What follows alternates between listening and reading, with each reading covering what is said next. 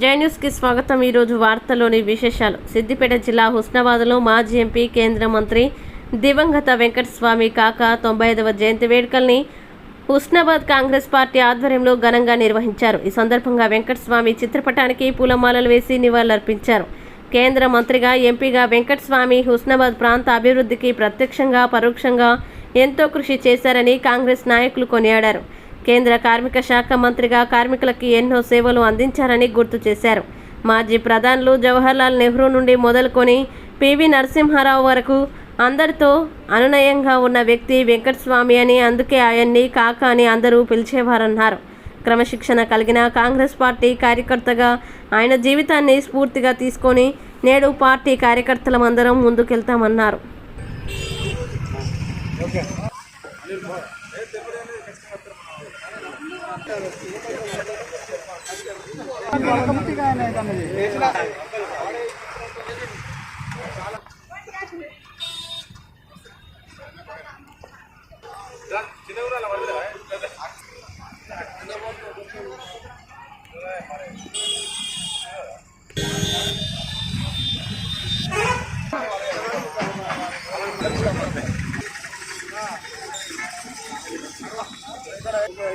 ఈరోజు హుస్నాబాద్ పట్టణంలో కాంగ్రెస్ పార్టీ ఆధ్వర్యంలో కాకా జి వెంకటస్వామి గారి 95వ జయంతి కార్యక్రమం ఘనంగా జరుపుకోవడం జరిగింది. కాకా గారు ఎస్సీ, ఎస్టీ, బీసీ, మైనార్టీ వర్గాల ప్రకారం ప్రభుత్వం ద్వారా ఇంజనీర్ వారికి, భూముల వారికి అనేక రంగాల్లో సేవ చేసినారు. మరి ఆయన ఒక కాకా గడ్డం వెంకటస్వామి గారి యొక్క 95వ జయంతి సందర్భంగా హుస్నాబాద్ నియోజకవర్గ కాంగ్రెస్ పార్టీ ఆధ్వర్యంలో కూడా పిసిసి మెంబర్ చేయడం జరిగింది. మరి ఇక్కడికి వచ్చినటువంటి అసలు వెంకటస్వామి అంటేనే ఒక చరిత్ర, వెంకటస్వామి అంటేనే ఒక మనము చదువుకునేటువంటి పాఠం. చాలా పెద్ద గొప్ప నాయకుడు, నైజాంకు వ్యతిరేకంగా పోరాటం చేసినటువంటి అతను 12 సంవత్సరాలు ఆర్య సమాజంలో చదువుకున్నప్పుడే గాంధీని అతి దగ్గరగా చూసినటువంటి వ్యక్తి. జవహర్లాల్ నెహ్రూ కూడా చాలా దగ్గర వ్యక్తి. ఇందిరాగాంధీ హయాంలో కూడా ఆయన పార్లమెంటేరియన్గా పనిచేశాడు. 1967లో మొట్టమొదటిసారిగా ఆయన ఎంపీగా గెలవడం జరిగింది. నిజంగా ఆయన కాకాని ఎందుకంటారని చెప్పి ఒక ఇంటర్వ్యూలో అడిగితే నా దగ్గరికి వచ్చిన వాళ్ళంతా జూనియర్లు కాబట్టి దాన్ని ఏం పేరు పెట్టి పిలవలేక కాకా కాకా కాకా అనేది దానితోనే నాకు కాకా అని అనేటువంటి ఆయన దగ్గర నాకు పనిచేసిన వాళ్ళంతా జూనియర్లు. 2 సార్లు ఆయనకు ముఖ్యమంత్రి అవకాశం వచ్చినా కూడా కొన్ని రాజకీయ కారణాల వల్ల ఆయన అప్పుడు రాష్ట్రానికి, ఉమ్మడి రాష్ట్రానికి ముఖ్యమంత్రి కాలేకపోయాడు. రాష్ట్రపతి కూడా లాస్ట్ మూమెంట్, చివరి మూమెంట్లో కూడా ఆయన రాష్ట్రపతి కూడా అవకాశాలు ఉండగానే అది ఏది సహకరించలేదు. రాజశేఖర్ గారితో ముఖ్యమంత్రి ఉన్న హయాంలో కూడా ఆయన గుర్తించి మనం ఇక్కడ పోలవరం కట్టేటువంటి మన కాళేశ్వరం కట్టేటువంటి ప్రాజెక్టు అక్కడ కాకుండా మన పోతే ఏది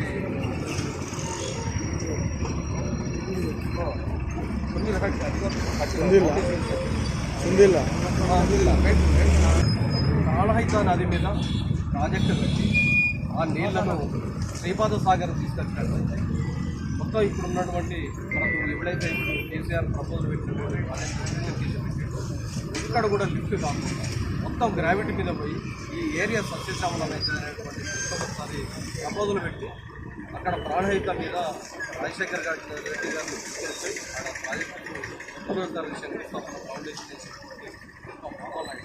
కానీ అతని ఆశయాలకు వ్యతిరేకంగా ఇలా కాళేశ్వరం ప్రాజెక్టు చేస్తే వేల లక్షల కోట్ల రూపాయలు ఇలా రాష్ట్రానికి పెద్ద అప్పుల ముప్పై ఇవాళ వాటికి గుర్తింపు లేక చేసినటువంటి పనులకు లక్షల కోట్ల రూపాయలు అప్లై ఆయన ముందు చూపుకొని అక్కడ చేస్తే తర్వాత వీళ్ళ కమిషనర్ కోసం ఇక్కడ ఫౌండేషన్ వేసి ఇవాళ మనల్ని అప్లపాలు చేసినటువంటి రాష్ట్ర ప్రభుత్వం మనం కూర్చొని అటువంటి ఎంత గొప్ప నాయకుడు అంటే ఇంకా ఆయన జీవితంలో కూడా నాకున్నటువంటి ఒక చిన్న పెద్ద అవకాశం ఏంటంటే అప్పుడు ఉన్నటువంటి ఆయన ఎలక్షన్లో కంటెస్ట్ చేసినాం.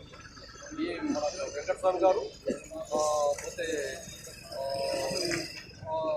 మన మాతంగి నరసయ్య గారు, ఒకల దేవయ్య గారు, ఈ ముగ్గురు మీద ఎలక్షన్ రూల్స్ దాన్ని వయలేషన్ అయిందని చెప్పి అతని మీద ఉత్సాహపూర్ల కేసు ఆయన ఎంతోమందికి న్యాయ విద్యను అందించి న్యాయ కళాశాల పెట్టినటువంటి అతనికి నాకు వచ్చినటువంటి గొప్ప దృష్టం ఏంటంటే ఆయనకు వకాలత్ చేయడం, ఆయన వకీలుగా నేను ఉండడం అనేది నా జీవితంలో నాకు దొరికినటువంటి గొప్ప అదృష్టం అని చెప్పి నేను భావిస్తా ఉన్నాను.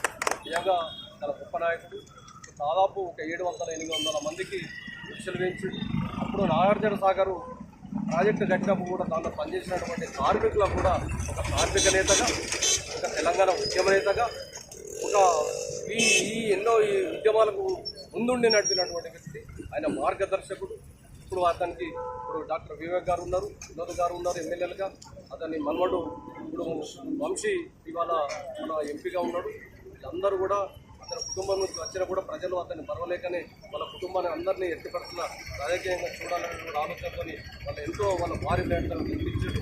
అతని విగ్రహం కూడా గౌరవంగా మనకి ట్యాంక్ బండ్ కూడా ఆయన విగ్రహం కూడా జరిగింది. 95వ జయంతి.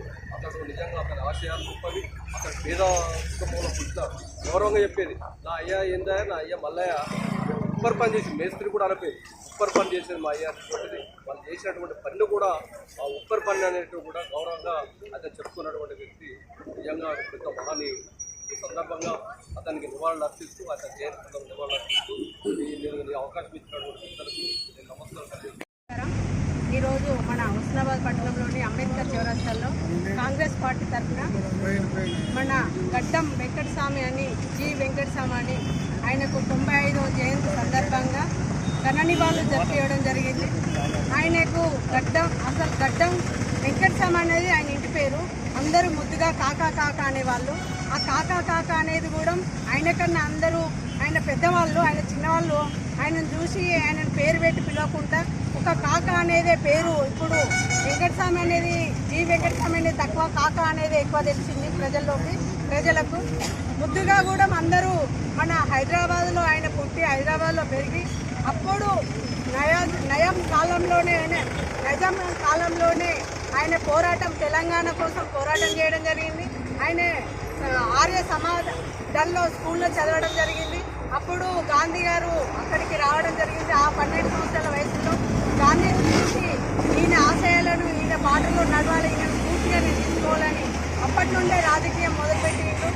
ఆ టైంలో ఆయనకు అప్పుడు 22 సంవత్సరాల్లో జైలుకు కూడా పోవడం జరిగింది.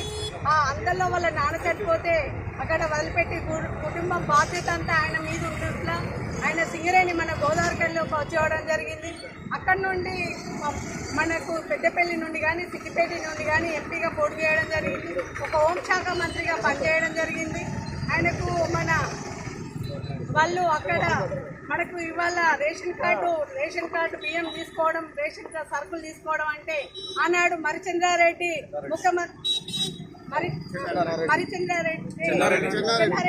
ముఖ్యమంత్రి హయాంలో మనకు ఆ రోజు ఆయనకు సలహా ఇవ్వడం జరిగింది. పేద ప్రజలకు రేషన్ కార్డుల మీద ఇట్లాంటి సరుకులు ఇవ్వాలని ఆనాడు పెట్టిన మన కాకనే ఈ రోజు మనకు రేషన్ కార్డు మీద సరుకులు రావడం జరుగుతుంది.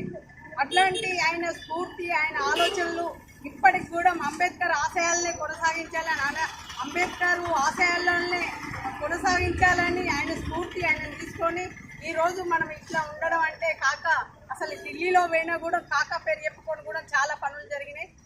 ఇప్పటికీ వాళ్ళ పిల్లలు కూడా మంత్రులు అయినరు, మన మంత్రి అయినరు, ఎమ్మెల్యేలు అయినరు. వాళ్ళ మన్మడు కూడా మొన్న ఎమ్మెల్యే గెలవడం అయింది, ఒక ఎంపీగా గెలవడం జరిగింది. చాలా సంతోషం. ఆయన ఆశయాలను కొనసాగించాలంటూ ఆయన ఆశయాల్లో పాటలు జరగాలని అందరూ పూర్తి భవిష్యత్తులో కానీ పిల్లలు కానీ ఎవరు కానీ అటువంటి పెద్ద వ్యక్తిని పూర్తిగా తీసుకోవాలని మనస్ఫూర్తిగా కోరుతున్నాను. హుస్నాబాద్లో అంబేద్కర్ చౌరస్తాలో ఉన్నటువంటి కాంగ్రెస్ నాయకులు వెంకటస్వామి గారి 95వ జయంతి సందర్భంగా అమోదీగా నడుస్తున్నాం. కాకాకు ఈ ప్రాంతానికి చాలా అనుబంధం ఉంది. ఇప్పుడు ఎంపీగా కాక 4-5 సార్లు ఎంపీగా ఉండి కేంద్ర మంత్రిగా ఉండి ఈ ప్రాంత అభివృద్ధికి ఎన్నో కార్యక్రమాలు చేశాడు. హుస్నాబాద్కు రివర్స్ కాలనీ రావడానికి, కేంద్ర కార్మికులకు హుస్నాబాద్ ఎస్టీకి రావడానికి, హుస్నాబాద్ ఆర్టీసీ డిపో రావడానికి, హుస్నాబాద్ వ్యవసాయ మార్కెట్ రావడానికి, ఇలా చెప్పాలంటే ఇక్కడ జరిగిన ప్రతి అభివృద్ధిలో మన పాత్ర ప్రత్యక్షంగా పరోక్షంగా ఉంది. వారికి మరి వరద కాలువ విషయంలో కూడా ఇప్పుడు మన రవీంద్ర అన్నట్టు దాన్ని రాజశేఖర్ సాగు తీసుకొచ్చి ఫౌండేషన్ వేయించండి. ఈ ప్రాంతంలో మన కొమ్మెకన్న గారికి, మన మంత్రి గారు, మన సహచరులు ఉన్న ప్రభుత్వ గారికి ఇతర సన్నిధులు అందరూ కూడా కుటుంబానికి కూడా పరిచయాలు ఉన్నాయి. ముఖ్యంగా 2009 సంవత్సరంలో వాసవి కళ్యాణ మండపంలో ఎంపీగా ఫస్ట్ టైం పోటీ చేసినప్పుడు విద్యార్థుల పరిచయ కార్యక్రమానికి వచ్చి కేంద్ర మంత్రులు అవుతామని చెప్పి కేంద్ర మంత్రి కాకుండా మంత్రులు కూడా మన్మోహన్ సింగ్ నాయకత్వంలో ముఖ్యమంత్రి వాళ్ళు తెలంగాణ నాయకులు వాళ్ళందరూ కూడా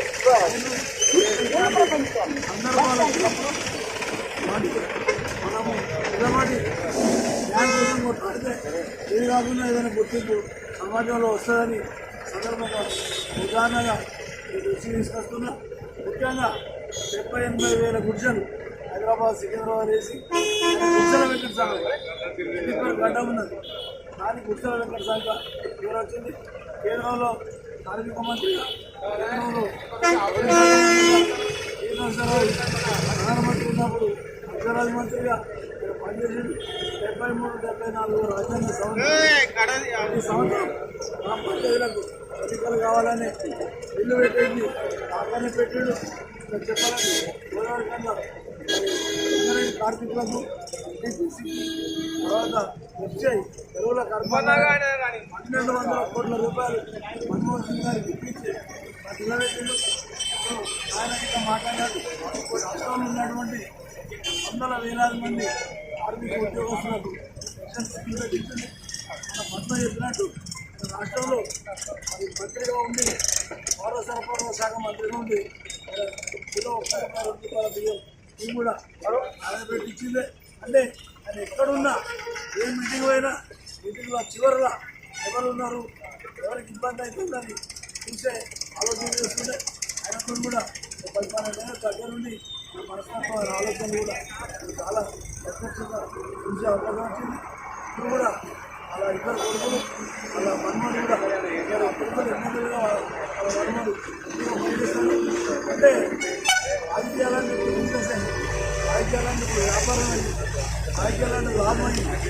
వాళ్ళు కొంచెం అర్థం జరిగినా వాళ్ళ నాయన వాళ్ళ తండ్రి ఏదైతే వెంకట సంఘాలు ప్రజల కోసం కష్టపడాలని చెప్పిన ఆలోచనతో వాళ్ళు రాజకీయాలు వాళ్ళు కూడా విశ్వాసంగా నిర్వహిస్తారు. ఇందిరాగాంధీ మంత్రివర్గంలో కార్మిక శాఖ మంత్రిగా పనిచేసాడు. దేశంలో వాజ్పేయి లాంటి అద్వాన్ లాంటి ఎంతో పెద్ద నాయకులు అత్యంత సన్నిహితులుగా ప్రేమ పాత్రులుగా ఆయన పేరు ఉంది. వెంకట స్వామి అంటేనే కార్మిక నాయకులుగా పొందింది. ఐఎల్ఓ ఇంటర్నేషనల్ లేబర్ ఆర్గనైజేషన్లో కూడా దీనివల్ల అది ఆ మీటింగ్ కూడా అడ్రస్ చేసాడు.